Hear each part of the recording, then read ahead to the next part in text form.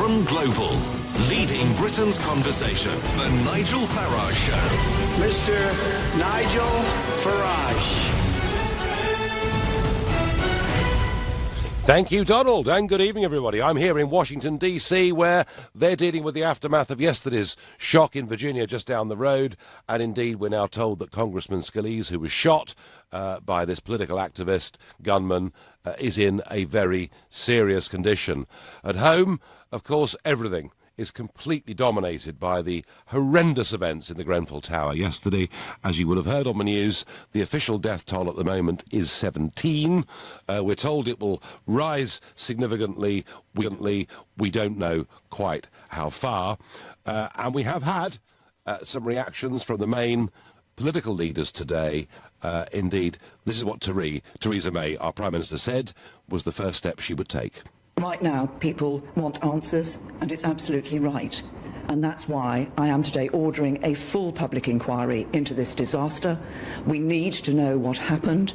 We need to have an explanation of this. We owe that to the families, to the people who have lost loved ones, friends, and the homes in which they lived.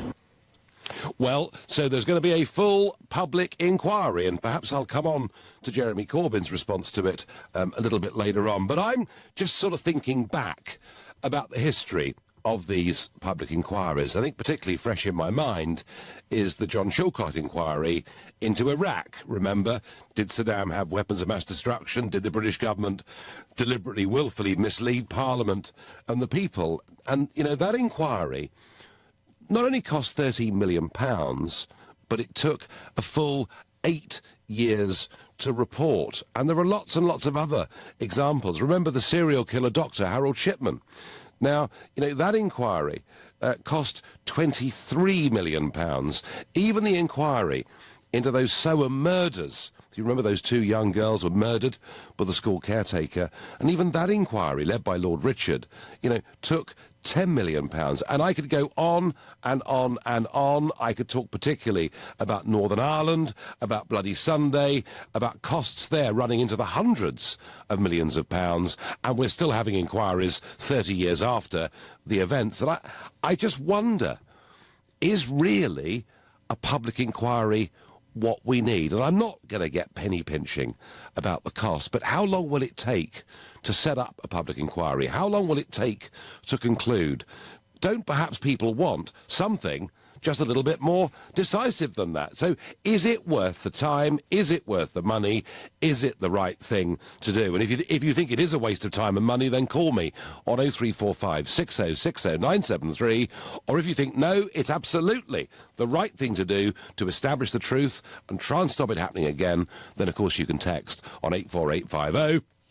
You can also tweet using @LBC with the hashtag Farage at LBC, and of course we're live on LBC's Facebook page now. Anthony in Merson, you're my first caller this evening. Hello. Do you think Theresa May is right and that a public inquiry is the way to go forward? Well, a caller earlier on with Ian Dale was talking about how a public inquiry in relation to Hillsborough went on for, 20-odd years, I think he said, and still they haven't really got any results. So I think, you know, there should be a public inquiry into public inquiries in that respect. But I think while you're in America, why don't you get some of the good old-fashioned grand jury dusty books out from the libraries over there and just see if we can maybe have a grand jury investigate this, as opposed to going back to Mr. Legal Government saying, can you sort out your legal problems, please, Mr. Legal Government? Wow. Well, that's a very, very interesting point, Anthony, because here, when there's a congressional committee on something or a grand jury into something, they effectively have about the same power as a court. They can subpoena people. Yeah, they are. They can subpoena people to appear before them. And I often get the feeling that our parliamentary committees that we have in Westminster are talking shops, whereas here they are the real deal. And Anthony, I think, you know, actually we could we not, if we had the powers vested in our elected MPs, we could do this a damn sight more quickly than any public inquiry would ever provide any evidence. Well, that's the whole point. You're supposed to have speed and swift, you know, justice should never be delayed or denied. And I think, you know, if people actually realise how to access the court system so that they could set up Farage Court, for example, that can exist, and actually independently investigate. You could head the grand jury and then get the people in to fairly issue out orders and get people to come to court. You know, there's nothing special about a court. So would it be fair to say, Anthony, that you think what Theresa May has said is just too little and it will take too long? It's like asking the independent police complaints people to investigate the police. It's their own body set up to investigate their own boys. Get it out of the government. People who aren't registered to vote, who aren't British citizens, set up a court of record at the grand jury, and you'll sweep the board of these people, and ultimately the people who account will ultimately pay the price. Anthony, that's a very positive suggestion for my first call this evening, and I thank you. Joe is calling from Kensington. Joe, are you anywhere near the Grenfell Tower? Nigel, yes, well, I am. I live in South Kensington, Chelsea border. But listen, what a tragedy. And, sure. We need to do something very quick because the casualties will be in the hundreds. And, well, Joe, woe down, Joe, woe down. I mean, in fact, the last statement from the Met Police suggested that it may not even reach 100. But either way, it's a lot of people, yeah? Let's just agree on that. All right, and we need to have a quick, incisive inquiry, which I think you should be involved in, because you could lead it very, very well. And people need to be brought to account. Kensington and Chelsea councillors, the management company, and the contractors. And I want to see within a year more than a handful of people going to a jail for a long, long time. So do you feel, Joe, in keeping with Anthony, our first caller this evening, that frankly what Theresa May has offered thus far simply isn't good enough? No, it's not. No, it's too weak and simplistic. I think you should take charge of this. Well, Joe, listen, I mean, I have no expertise on fire, hazard or disaster, but, you know, I can get things done in life. If they ask me, I would happily do it, Joe. Joe, thank you. Another caller there, you see, thinking that actually the Prime Minister calling for this inquiry, and Hillsborough's been mentioned, and I talked about Soham, and we could go on and on and on and on and on. And look at these public inquiries that take years, cost vast sums of money, and I think don't actually change anything. Now, if there's somebody out there with expertise of one of these inquiries, please ring up and tell me I'm wrong, and that in the past, sometimes, these inquiries have really not just drilled down to the root of the problem, but actually solved things and made them better. I'm all ears, because I am very sceptical about this process indeed, as were our first two callers. I wonder whether Verity in Newmarket has a different approach. Hi there.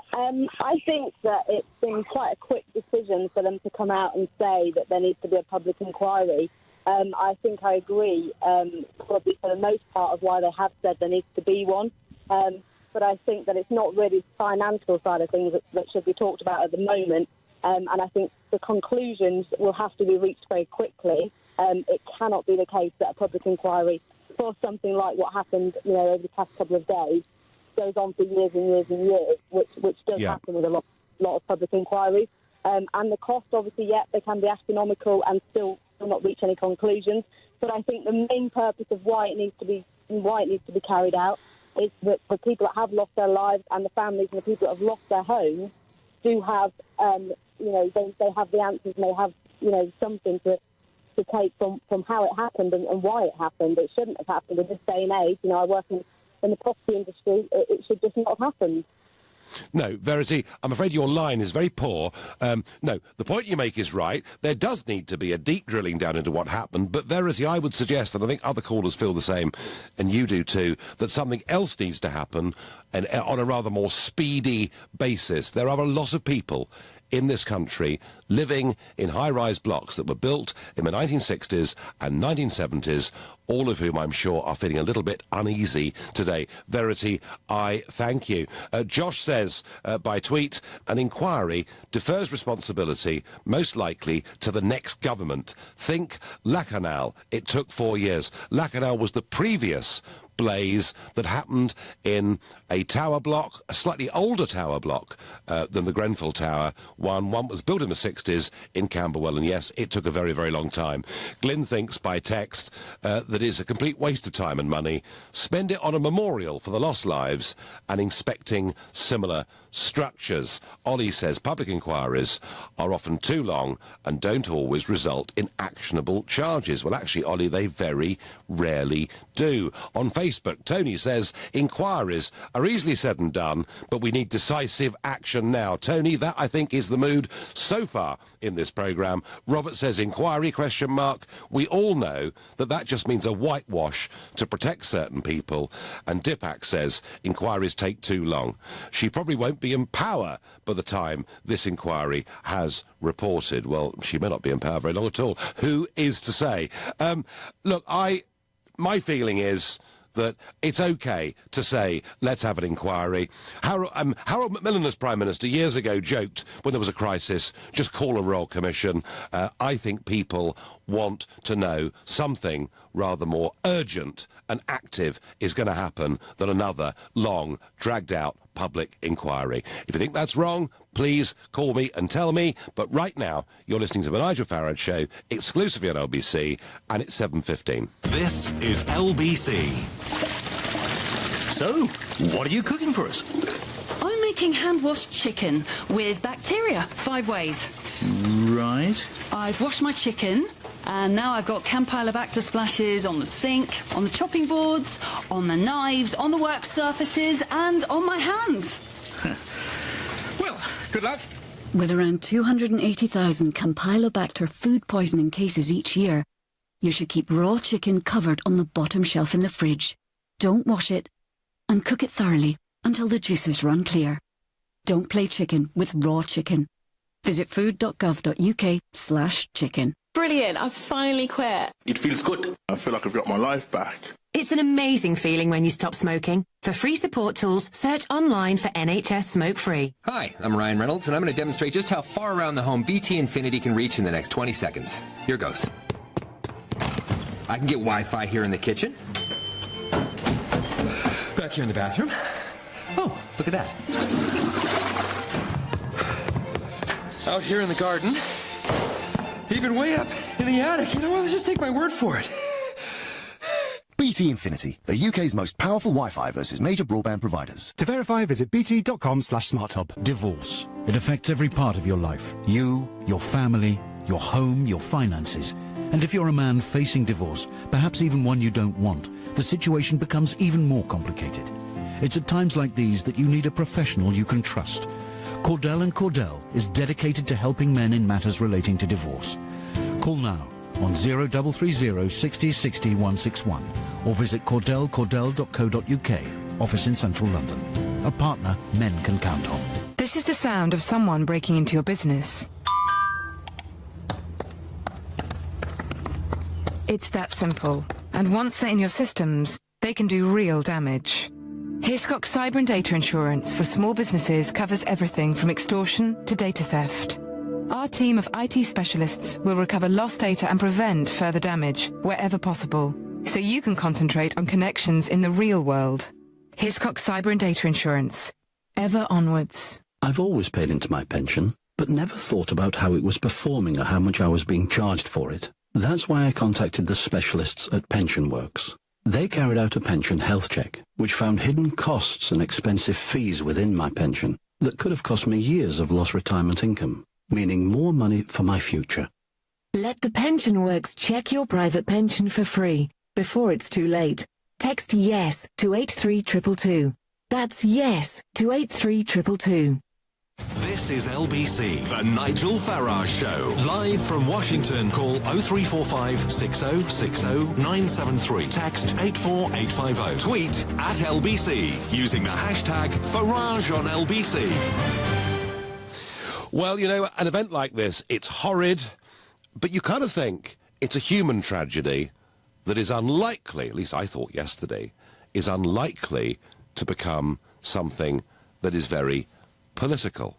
Now, here I am in Washington, D.C., and when George W. Bush was president, do you remember there was Hurricane Katrina down in New Orleans and that part of America, an absolutely devastating hurricane that not just took many lives, but it also took away a lot of homes from a lot of families that didn't have proper insurance. It was a real human tragedy, and the abiding memory of Katrina wasn't just its devastation, it was the shot of the president in an aeroplane, looking out of the aeroplane down at the devastation below.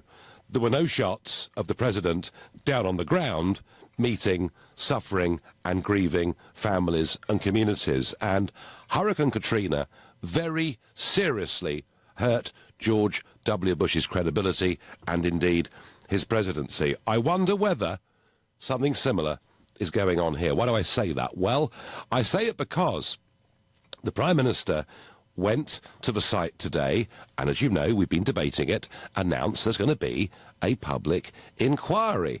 But, you know, what did she do? Did she go and meet the residents of Ladbroke Grove and Notting Hill affected by the fire? No, she didn't. She went and met, and yes, of course, she met the fire services, and she met the police. Jeremy Corbyn turned up, and there he was, visiting volunteers in the relief centres, pictures of him actually hugging people, you know, who'd lost their possessions, or perhaps they were worried about friends or family who have not yet been found or identified. And they were two very stark and very contrasting images. And this is what Corbyn said at the site. Or he's just listen to what Jeremy Corbyn said. I'm very sad for all those that have lost loved ones. I'm in deep sympathy for those that are going through the grieving process, and I reach out to those that are now going through the trauma of wondering what's happened to their loved ones, because the bodies have not all been recovered. 17 are known to have died, and there will be others. But I also feel very, very angry. This is a wealthy country in the 21st century, and a fire in one flat in a block of flats with proper safety procedures and proper fire protection should not have spread in the way it did. But clearly the fire started in one flat, and that's being investigated, went up the stairwell and affected the higher floors of the building, but also, interestingly and catastrophically, spread outside the building where the cladding burnt. And so we had literally a towering inferno. And the local residents, understandably very angry about it, particularly those from the Grenfell Action Group who had complained about their concerns on safety there, concerns about fire prevention. Later on in the day, Corbyn added, hundreds of thousands of people in our country live in tower blocks, very high-rise tower blocks. Every single person who lives in a high-rise apartment today is going to be thinking, how safe am I? And it does seem to me, and yeah, we still don't know the death toll, and it's a horrible human tragedy, but it does seem to me that this already has an enormous political dimension, and actually it's an extension of the general election campaign, where Jeremy Corbyn, forget politics, but Jeremy Corbyn appeared to be human, down there, meeting people, talking to people, and the Prime Minister appeared to be above it all and frankly somewhat aloof. And I do just remind people that for George Bush, you know, that photograph of him looking out of the plane at the devastation below, rather than being on the ground, absolutely damaged hugely his presidency. I think we're seeing the first stages of something rather similar. And I go back to where we started. You know, Theresa May has called for a public inquiry, but frankly, is that good enough? Is it quick enough? Don't we really need a little bit more? I'm going to ask Graham in Manchester that very question. Graham, good evening. I never thought I'd be requesting an audience with you. Right. For political reasons, but I have to agree with you. It beggars belief today well, she's not yet Prime Minister, is she? Well, no, she is still Prime Minister, yes. There's no Queen's speech. She's a Prime Minister in waiting. She couldn't be bothered talking to the real people. Next Wednesday... She went instead to patronise, the people on the coal face, who for the past God knows how many years she's been battering with cuts. Well, I don't think... Graham, she didn't go in to patronise them, did she? I mean, that wasn't her intention. No, but that's what she did. That's how they'll feel. Okay. I guarantee it. But can we go back to this business about inquiries and what have you? Of course. Until, I mean, I don't know what you think of my opinion on this. Until we get coroners who don't have to make recommendations, but can order the government to do something. Because in 2009, a coroner made recommendations. But the last time something like this happened, then it took 4 years before the government could do anything about it. They didn't do anything about it. And what, a few months ago, they're still reviewing it. And one of them, the new guy who's now housing minister was interviewed today and said, we don't know what we're doing. We've yet to review it. But the guy who's now the chief of staff for the Prime Minister... Mr Barwell, yes. Mr Barwell, he's put it off and put it off and put it off. Now, he's only been in the job a year. But why don't we have coroners not making recommendations? Then we'll see some changes. It's appalling. It's not just the loss of life. It's the unnecessary loss of life. We had firemen arriving at a building and couldn't go in because the gas needed to be turned off. Who in the hell wants to put gas in a 24-storey building, for God's sake? So, Graham... We have cladding that's made of oil. Graham, do you think that the Coroner's Court actually, and the recommendations that a Coroner's Court make, is enough, and that we get those recommendations? No, Go on. It's like taking the teeth out of a lion. There's no point in it being there. If they can't enforce anything, recommendations mean nothing. It's been 8 years since the last recommendations. All right. So what, Graham, so what then? What's the one thing that could be done in the wake of this disaster that might make a difference? Change the law. Make it so that we'll make it so that coroners, as soon as possible, can make decisions. Get the people that matter. But through what forum, Graham? Through a coroner's court, as soon as possible. Fine. Okay. You only need one body for a coroner's court. You could do it on one case and say that the rest will be covered by this because the circumstances are exactly the same. You have people who run that organisation that manage that building. The top boys are on £150,000 a year, and they've been conspicuous by their absence. And we have people, it's a bit like, I call it, what was it, George? Somebody once said about we are lions led by donkeys. These people have gone and volunteered. I live up in Manchester. I'm a carer. I can't get down there to help. But my heart's with all those people because these people are heroes. These people are led by donkeys. The local council today couldn't even organise. There's certainly, Graham, there are certainly a lot of questions to be asked, and we've got lots of suggestions here. Yours is Commoners' Courts with real powers, and I thank you for your call. I go next to Mike in Lincoln. Mike, is a public inquiry enough? Well, you have to, people have drawn comparisons between this Hillsborough, in terms of Hillsborough inquiry taking almost 30 years to report. But you have to bear in mind, even with that long time scale, within months, a matter of months, there's a change to ground regulations to remove pens for spectators at the fences. There's change to police procedure. There's change to stewarding procedures, all this sort of thing, which is pretty much immediate to that disaster. So whilst a public inquiry is one thing, we also have to have a look, and now in parallel, at, how do we have fire safety and other tile blocks, how do we refurbish things, all that sort of thing. So there's no reason why those sort of changes can't be put in place pretty much straight away. But who would actually do that? Well, in terms of the, for example, Hillsborough, I'm not sure what the mechanism was in terms of enacting all those changes to ground regulations, policing, but they happened. All that sort of thing. But it did happen quickly, Mike, didn't it? It happened very, very quickly. And, of course, the public inquiry is more about sort of blame and all that sort of thing. And that's absolutely right. That has to happen. But I think surely in terms of public safety, the priority has to be looking at where else we have danger and addressing that straight away.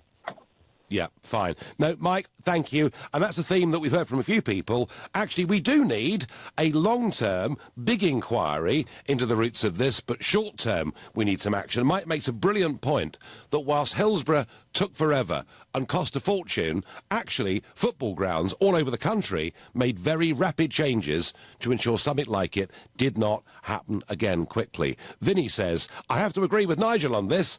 There's a first. Well said, Mr. Farage. Itzik in Stamford Hill says, you mentioned Hillsborough and Soham. How much did Chilcot cost? It cost 13 million, Itzik.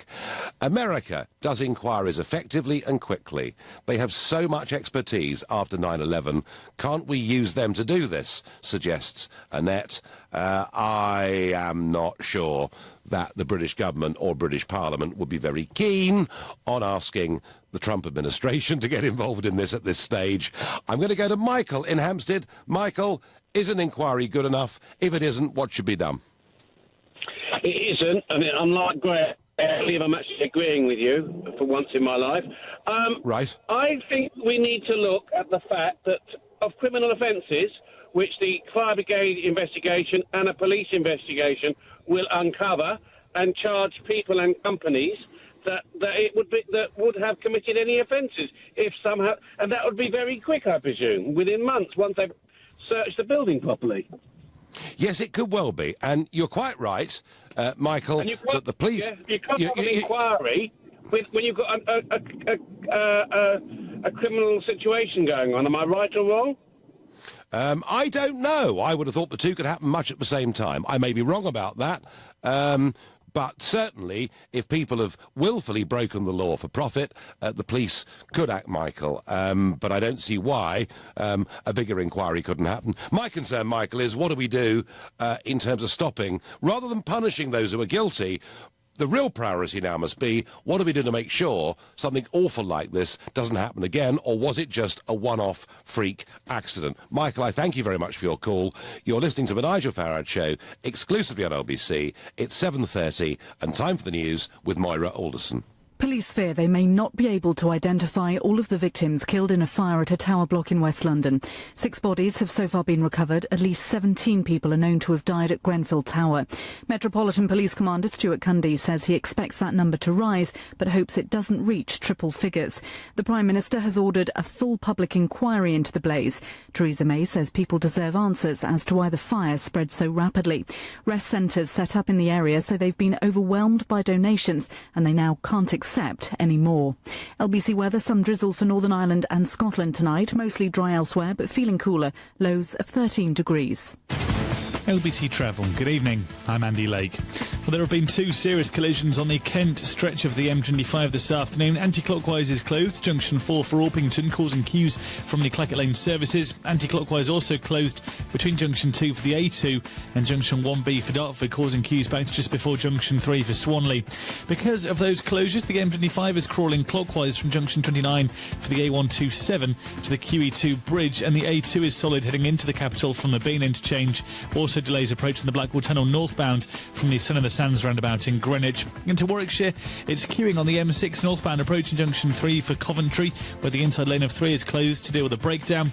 And in West Yorkshire, the A1M is closed southbound between junctions 41 and 40 near Pontefract. There was an accident earlier on involving a lorry. It's brought it to an absolute standstill on the approach. For more real-time traffic updates, go to lbc.co.uk. This is LBC. So, what are you cooking for us? I'm making hand-washed chicken with bacteria 5 ways. Right. I've washed my chicken, and now I've got Campylobacter splashes on the sink, on the chopping boards, on the knives, on the work surfaces, and on my hands. Well, good luck. With around 280,000 Campylobacter food poisoning cases each year, you should keep raw chicken covered on the bottom shelf in the fridge. Don't wash it, and cook it thoroughly until the juices run clear. Don't play chicken with raw chicken. Visit food.gov.uk/chicken. Brilliant, I've finally quit. It feels good. I feel like I've got my life back. It's an amazing feeling when you stop smoking. For free support tools, search online for NHS Smoke Free. Hello to summer parties and barbecues. Weekends away, just you two. And when when it comes to finding something new. Start the conversation with Hello You. Sign up and browse profiles for free at helloyoudating.com. Start the conversation today. It's Super Weekend at Lidl with up to 50% off selected products. Get 200 grams of single origin coffee for just 99p. A litre of 100% fruit juice only 49p. A large fruit yoghurt drink just 59p. And Californian Zinfandel Rosé only 2.99. Lidl, big on quality, little on price. Subject to availability and may vary selected stores while stock's lost. Oh, the garden's an absolute mess. It's my turn to have the cross-stitch crew round for tea and Battenberg. I'll have to get a landscape gardener in and a wildlife expert. It's a jungle out there. We could be eaten alive by those deadly flutterbugs. Oh, relax, relax. It's Trust a Trader. Marvellous local tradespeople who've been tried, tested and reviewed. All specialists in their areas, from landscape gardening to pest control. Oh, visit trustatrader.com. TrustATrader.com. I've always paid into my pension, but never thought about how it was performing or how much I was being charged for it. That's why I contacted the specialists at PensionWorks. They carried out a pension health check, which found hidden costs and expensive fees within my pension that could have cost me years of lost retirement income, meaning more money for my future. Let the PensionWorks check your private pension for free before it's too late. Text YES to 83222. That's YES to 83222. This is LBC, the Nigel Farage Show. Live from Washington, call 0345 6060 973. Text 84850. Tweet at LBC using the hashtag Farage on LBC. As we discuss the horrors of the Grenfell Tower and the Prime Minister's call for a public inquiry and whether that, frankly, is good enough and will be quick enough and will be strong enough, other things in politics, of course, are happening as well. And it has been announced today, formally, that Britain's renegotiation with the European Union will begin next Monday, the 19th of June, and David Davis will go to meet Monsieur Barnier, the French official who's representing the European Commission, and the formal talks will start. And then later on next week, on Thursday and Friday, there will be a summit where the heads of all 28 EU members, that still includes us, will meet in Brussels to discuss a variety of things, one of which will be Brexit. And that will be the first time, assuming that everything goes ahead, and we have our Queen's speech on Wednesday next, which I'm sure we will, that Theresa May will go to meet the other European leaders. So a big week, I think, for Brexit next week, and perhaps we'll get some big messages in terms of what the mood is in Brussels and how Mrs May is shaping up. Meanwhile, YouGov, who, I have to say, did get quite a lot right in that general election, they've put out a Brexit opinion poll today that I think is very interesting, because some have said, oh, well, of course, what the general election shows is that there is a rejection of this so-called hard Brexit, that the general election shows that actually we don't really want to leave. And here's some field work done by YouGov, done after the result of the general election, and this is how it splits. 44% of respondees are described as hard leavers. That, I guess, is people like me who just think we have to get out, take back our fishing waters, and we'll deal with trade deals or everything else, perhaps later on, if necessary. 26% are what are called relievers. They're people, in most cases, who didn't vote for Brexit last year in the referendum, but take the view either that it's the democratic will of the people and we should continue, or they've genuinely changed their mind. 21% are what will be called hard remainers, and that basically is your kind of Lib Dem and perhaps your Tony Blair opinion, which is that the referendum result was a disaster and we simply have to try and change it. And 9% don't know. So 70%, this is even higher than polls we talked about a month or two ago. 70% of Britons now think Brexit must be enacted. So the one thing for certain is that on this vital issue of Brexit, the general election has not changed anyone's minds at all. In fact, if anything, there's an even bigger percentage who want the government to get on with it. And yet, we have a Parliament that I think on Brexit, is beginning to look a little bit wobbly. But back to our main talking point, back to the horrors of Grenfell Tower, the call for a public inquiry, and indeed the body language and mood music of the leaders of our two main parties there at the site today. I'm going to ask Gary, who comes from Caiston in Norfolk, what he thinks. Gary, good evening. Good evening, Nigel.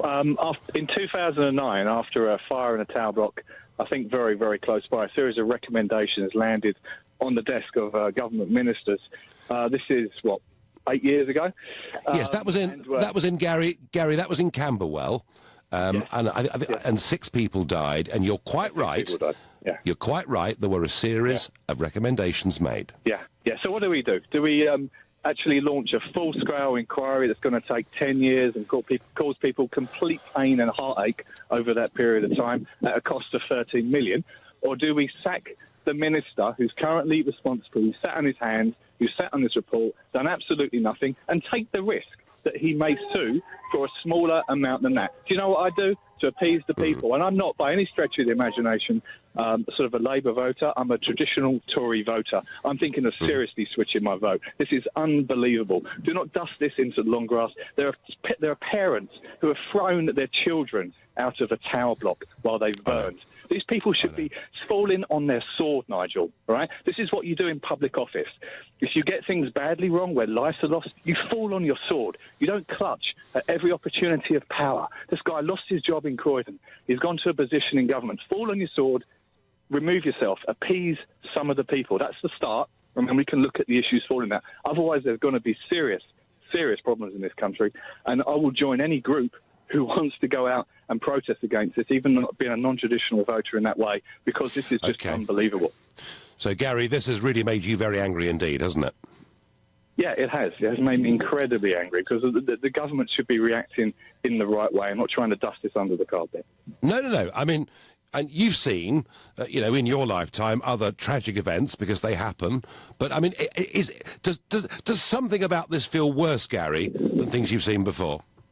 Well, it does, because, you look at the pictures and it looks like something that happens in another country, not happens in a country which is supposed to be the third or fourth richest country in the G8. I think it's something that happens in countries which have poor infrastructure. How have we let places like that have a lack of investment? How have we ignored regulation on safety? How have we put cladding up, which has appeased the rich people in Kensington, potentially, and putting in safety devices? And why didn't the fire alarms work, Gary? To me, I just simply... Yeah. I know. There are lots and lots... Lots of risks. Yeah, there are. I said last night on the show, Gary, that normally when these sort of things happen, we start off with shock and horror, and that very quickly turns to sadness. And I noticed, even by last night, elements of recrimination and blame were coming in. And I sense that whilst we do absolutely feel for all of those people who've lost relatives and family and their possessions and everything else, I think this is different, isn't it? It's different to other disasters that we've seen, in the sense that I think what you represent, Gary, is I think there is a very strong mood here that says that all the Prime Minister has done today, effectively, is to brush it away by announcing a public inquiry. And I think people like you, Gary, want action, and I thank you for your call. And I think you're quite representative, actually, of what's out there. Catherine, in Canvey Island, is a public inquiry enough? Should we put our faith in it? Yes, I think there should be an inquiry, but it should only last 1 year at the tops, maximum. Health and safety can then be involved with all the other police and all the other services. But, you see, I think it's going to go back to the same thing. These buildings were basically literally condemned back in the early 80s. Neither government have done anything about it, a Labour or the Tory government. They've both passed the buck. Government sends out central spending. It's up to whoever is in charge of that area at the time, how it's spent. And it was never put into practice. There's 4,000 up and down the country. They should be pulled down. Yeah. And actually, years ago. And actually, Catherine, weren't the tower blocks just a massive mistake we made in the 1960s that actually tore communities apart? They've been a disaster, Catherine, really, haven't they? That's right, they have. But it was highly recommended. But because there's been no money spent on building homes and houses, these ones have been left in place. And basically, they weren't fit for purpose when they was first put up. There was an ideology at a time that this is how we could all live. But if you wanted to put into practice of putting sprinklers in every single one of these blocks, it's going to cost millions and billions of pounds. Simply just demolish. Get rid of them all. So demolish them and go back to building houses in streets where people have neighbours, know each other, and their kids play together, Catherine. Would that be a better way of doing things? That would be a better way of doing things. Yep. But the point being is Labour had a chance to do this. The Conservatives have had a chance, because no one is going to tell me that over a period of 30 years in my lifetime, I have not... I mean, I'm 50-odd. I'm actually a bit older than you, Nigel. But no one's going to tell me. No. I haven't heard time after time that these places should be pulled down. Yeah. Well, and of course, your part of South Essex has a few of these too, doesn't it? Yes. Yeah. I know, driving down the A13 or whatever, I've seen them, and they're very much tower blocks from that same period. Catherine, I thank you for your call. Catherine simply making the point that everyone knew these things were a disaster 30 years ago, and nothing was done. John suggests, by text, how about a time-limited Truth for Amnesty Commission? Give people 2 weeks to tell the truth about what happened. After that, those found to be responsible get full punishment. John thinks we need a full judicial inquiry, not the whitewash of a so-called full public inquiry. That way, there is no way that anyone will be wriggling out of anything. Right now, you're listening to the Nigel Farage Show, exclusively on LBC, and it's 7:45. Coming up at 8 on LBC, Clive Bull. As the Prime Minister announces a public inquiry into the Grenfell Tower fire and local anger grows, has the disaster now become a political issue?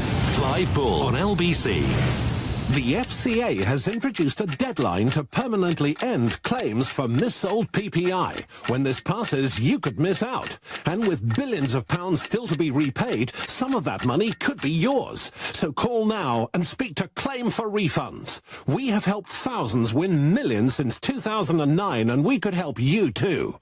All we need is the name of your bank. So if you've had any loan or credit card, let Claim for Refunds find out for free if you had PPI.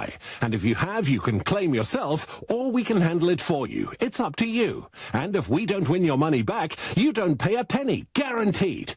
You could be owed thousands and not even know you have PPI.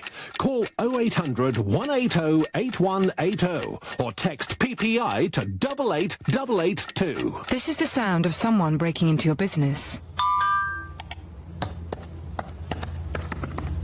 It's that simple. And once they're in your systems, they can do real damage. Hiscox Cyber and Data Insurance for small businesses covers everything from extortion to data theft. Our team of IT specialists will recover lost data and prevent further damage wherever possible, so you can concentrate on connections in the real world. Hiscox Cyber and Data Insurance. Ever onwards. Summer's here. Ice creams, barbecues and sundowners. Typical English days out. And the perfect time of year to replace that old boiler. At Swale Heating, our expert engineers can install a brand new A-rated Worcester Bosch boiler, which comes with a warranty of up to 10 years and a year's free cover for the whole central heating system. Subject to survey, conditions apply. So you and your family won't be left in the cold this winter. Visit swaleheating.com for a quote today. Rely on us to keep you warm. High-quality kitchen you've dreamed of at a price well within your budget. That's Room Sense. That's Room Sense. This month, all kitchens are half price with a free oven hob and extractor. Book your free home design visit today at roomsense.co.uk. Quality at a price you can afford. That's Room Sense. Offer ends soon. Minimum spend applies. This message isn't aimed at you. You know that on a motorway, a red X above any lane means that you can't drive in it and could be prosecuted if you do. But apparently, there are some drivers who don't realise this and are a danger to themselves and to other road users. So those drivers do need to know that a red X above any lane means that the lane may be blocked by a broken down vehicle, emergency services or road workers. For more details, they should search online for smart motorways and never drive in any lane with a red X above it. The Nigel Farage Show, live from Washington, only on LBC. Well, whilst Washington absorbs the shooting that took place in Virginia just down the road yesterday, and even this town begins to get a little bit jumpy, we, of course, are thinking about the aftermath of the appalling fire that we saw in the tower block, the Grenfell Tower, yesterday in London. The Prime Minister has announced a public inquiry, and I've been asking you now for nearly an hour, is a public inquiry enough? And a lot of you say, yeah, OK, we do need to get to the bottom of all of this in good time, but surely something needs to happen more quickly than that. And generally, I think the mood is the Prime Minister has not really said enough in terms of what is going to be done. That's how I sense the mood of your texts, your tweets, your Facebook messages and your calls. And I go next to Barbara in Edinburgh. Barbara, good evening. Is a public inquiry inquiry enough? No. In fact, it's not that it's not just enough. I think it should stop now. The Prime Minister's coming out saying we're going to have a public inquiry and going away again. And that's really what it boils down to. And then people have to wait to see what's going to happen next. Nobody's really consulted properly. I mean, the people affected. The people affected by this should be consulted. They should be totally involved in what should happen. As far as finding the people who allowed it to happen, I think that this should be easier, because any company, if something happens in a company, it's really quite quick to get to the bottom of what happened and who was responsible. People are taking big salaries and getting away with things in the public sector, so that's what it is. Well, Barbara, there was, of course, one of the big debates on this, from 1 o'clock that morning, is that it is said that the cladding that was put outside the building as part of the refurb last year actually caught fire and helped the fire to spread. Now, the contractor, and I'm not going to name them, but the contractor that was involved with that said that the cladding actually did conform to fire regulations standards. Now, if that's true, those standards clearly need to change. The point is, Barbara, all of that can be found out, I guess, through a public inquiry, but we might not know the results for a couple of years. So we do need something rather more quick to happen, don't we? I think so. It should be faster, because when it drags on, put yourself in the position of somebody who is affected. When it drags on, it must be much worse for them. Yes, because I think, it's very difficult to put ourselves in the position of some of those families today, and they'll be grieving for lost relatives, friends, neighbours, their possessions, goodness knows, lots of different reasons that people will feel sad. But I'm quite convinced that if you'd been through something like this, one of the things that you'd want, Barbara, is for this not to happen to somebody else. That's right. And that some lessons really were learned. Barbara, you're another caller who thinks not enough is being done, not enough speed is being shown, and I thank you for your call. I go to Sarah in Milton Keynes. Sarah, good evening. How do you feel about the government response? No, it's not quick enough. I'm in the construction industry. I've sold building materials for over 20 years, and there's plenty of people who already know what to do. It's saddened me. I'm like that other bloke. I'll quite happily go on a protest about this. I've just been looking at all day. It's been driving me run and point that happened in when I was born, about the 68, 70 time. There was an inquiry then. And because it was this gas explosion, but it was all to do with the pressure that it could take within an explosion. So the inquiry found that, you could continue building as long as the building could withstand an explosion and still install gas. But if it wasn't strong enough, you weren't allowed to put gas in. They continued to apparently knock all the other buildings that were similar down and they 8 other buildings, and they took the gas out of those, but they knocked that Ronan point down. I mean, this, for me, there should 3 points really. Take the cladding off. A safe method of escape for people who are in similar buildings so they know what to do. You know, we've got technology to provide basic breathing apparatus to give you 5 minutes or whatever it would be. We've got the technology, I know we have. And over a staged period of time, I mean, I know that other lady said knock them down. I mean, that's obviously the ideal scenario, but if you can't do that, over a staged period of time, take the gas out because the gas is not helping. It's a lot safer than it used to be because obviously with the advent of modern appliances, cookers and that, you can't literally leave the gas on anymore.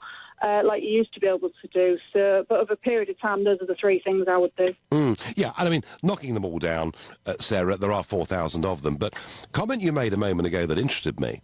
You said that you'd be prepared to go on a protest about this. Oh, yeah, I'm absolutely. I'll be honest with you, I went to college I'm 45 now, I went to college in my 20s, and they told me after that high-rise, all new build, you see, I'm in a flat now, 4th floor, there's no gas in it. And I honestly thought that they didn't do it anymore. And obviously, I appreciate there's different building regs for existing buildings, but I thought over a staged period of time, I just don't think the gas has helped, and it's really upset me. No. And Sarah, let me ask you. People out, sorry. Let me ask you something. Have you ever been on a protest before? No. See, it's interesting because you're saying this. We had Gary on the phone from Norfolk not 10 minutes ago, who was saying that he'd never been on a protest before, but he felt so angry and so strongly about this. And there is, I mean, you know, it's just 24 hours after this tragedy, and there is genuine, real anger out there. And Sarah, you're one of them, and I thank you very much for the passion of your call. Carl in Gatwick, do you feel angry about this, Carl, as well? Not so much angry, Nigel. I think my angle on it is that sadly on Tuesday morning about 1 o'clock, I was staying in a hotel probably about 3 miles from the tower, and I actually watched it go up. At the time, I didn't really understand what was happening, but it brought back a little bit of deja vu for me, because I was out in Dubai 2 years ago, right next to a hotel that went up on New Year's Eve, and they both went up like tissue paper, and straight away my thoughts are, this is a cladding issue. It was identical, Nigel. It was identical. Yeah. But jumping around back to the inquiry, what happened the following day in Dubai? The government directed the ministry or whatever to inspect all the buildings over 4 stories, and that was completed in Dubai within a week. Within a week. Yeah. And you know Dubai as well as I do. It was just done. It was just done, and wow. I find it quite challenging to think, you know, compared to some of the periods it takes for us to have. Well, Carl, that is absolutely fascinating. So Dubai, the right people were brought together and told, get on with it, and within a week they produced some answers. Amazing, amazing.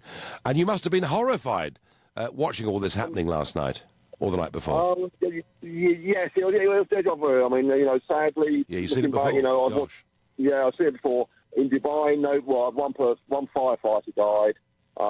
It's the same size building, more or less the same configuration.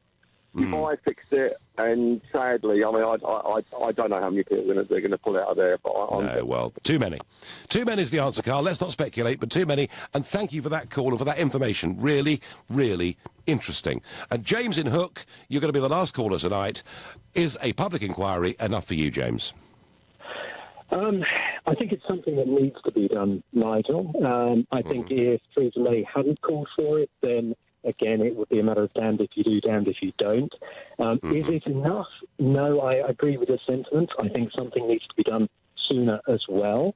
I've been listening quite a lot. I've been travelling a lot with work the last couple of days. I've been in the car a lot, had a chance to listen to a lot of the calls on LBC. It's concerned me as well that this has become politicised very, very quickly, just as the contention with the fire has happened so fast. What worries me with that is that there's a lot of blaming going on. There's a lot of finger pointing. It's a lot about previous inquiries. Why wasn't it enacted? Is there enough investment going into the fire brigades and social housing and so on and so forth? The big problem right now is we don't know the cause of what spread the fire so quickly. It's assumed that it could have been the cladding. It's assumed that it could have been sprinklers. It's assumed that it could have been so on and so forth. We don't actually know yet. It could be a combination of factors that would never experience... James, last night I was urging everybody not to rush to judgment. And I didn't want to see it too politicised, but I'm afraid, James, 24 hours on, whether you like it or not, and whether I like it or not, it has been very politicised. I thank you very much for your and all the calls we've had. A suggestion. We have the Queen's speech next week, and Parliament, a new Parliament, will assemble. I suggest we use Parliament to have a full parliamentary debate on this. Would it just be hot air? No, because members of Parliament, under parliamentary privilege, can bring any information into a debate without the threat of being sued. It means MPs could, by the end of next week, name names if things really have gone badly wrong, and from that we might get some action. A public inquiry on its own simply isn't enough. We're going to need a lot more. You've been listening to the Nigel Farage Show here on LBC. I'm back on Monday at 7. Coming up at 10, it's Ian Collins, but up next, it's Clive Bull. Nigel, thank you, and we're going to continue this conversation as the Prime Minister